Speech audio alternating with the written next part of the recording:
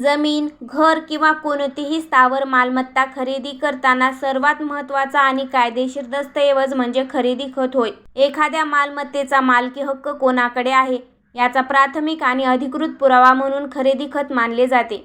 कोणताही स्थावर मालमत्तेचा व्यवहार पूर्ण झाल्याचे कायदेशीर मान्यत्व खरेदी खतामुळेच मिळते.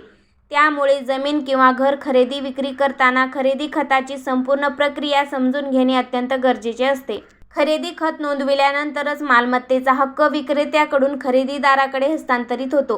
या दस्तऐवजात व्यवहाराची तारीख, खरेदीदार व विक्रेत्यांची नावे, मालमत्तेचे क्षेत्रफळ, व्यवहाराची रक्कम, मालमत्तेचे स्वरूप तसेच इतर महत्त्वाच्या अटी नमूद केलेल्या असतात. एकदा खरेदी खत दुय्यम निबंधक कार्यालयात नोंदवले की त्याच्या आधारे फेरफार प्रक्रिया सुरू होते आणि 7/12 उताऱ्यावर नवीन मालकाचे नाव नोंदवले जाते. मालमत्तेचा व्यवहार ठरल्यानंतर सर्वप्रथम त्या जमिनीचा किंवा घराचा सरकारी दर किती आहे हे दुय्यम निबंधक कार्यालयातून तपासले जाते.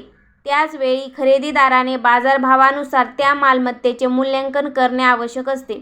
सरकारी दर आणि बाजारभाव यापैकी कोणत्या रकमेवर रजिस्ट्री करायची याचा निर्णय खरेदीदार आणि विक्रेता परस्पर संमतीने घेतात. उदाहरणार्थ, एखाद्या घराचा सरकारी दर 20 लाख रुपये आणि बाजारभाव 30 लाख रुपये असल्यास रजिस्ट्री कोणत्या रकमेवर करायची हे दोन्ही पक्ष ठरवतात. ज्या रकमेवर रजिस्ट्री केली जाते त्याच रकमेवर मुद्रांक शुल्क आणि नोंदणी फी आकारली जाते. खरेदी खतासाठी मालमत्तेचे जुने सर्व कागदपत्रे आवश्यक असतात. त्यामध्ये 7/12 उतारा, फेरफार नोंदी, विक्रेता व खरेदीदारांचे आधार कार्ड, पॅन कार्ड, फोटो, मुद्रांक शुल्क व नोंदणी फी भरल्याच्या पावत्या, 2 साक्षीदारांचे ओळखपत्र तसेच NA आदेशाची प्रत यांचा समावेश होतो.